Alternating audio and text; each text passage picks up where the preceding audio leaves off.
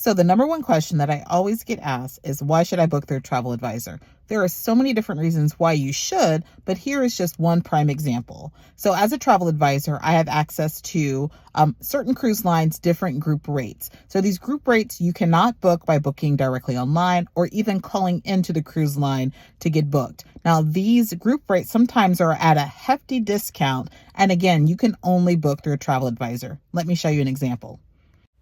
All right, here I am on Royal Caribbean's travel agent booking site. Let's just select a sailing. We're looking at Mariner of the Seas. Now, this is going to be for 2 guests. Does not include gratuities, but it does include the cruise fare, taxes, fees, and port expenses. So let's take a look here at the 4B category, which is a spacious ocean view balcony. The left-hand column there shows the consumer pricing rate, which you'll find if you book online or call in. That is the 4B category.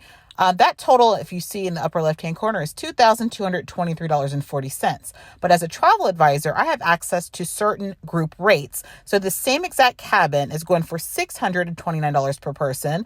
When we add on the taxes and port expenses, you're looking at now a grand total of $1,476.56, which saves you $746.84. So as you see, that is reason enough to use a travel advisor for your next cruise booking. If you're looking for a travel advisor, I would love to be able to assist you. Be sure to check out our YouTube channel for our cruise adventures, MH Family Adventures. Happy cruising.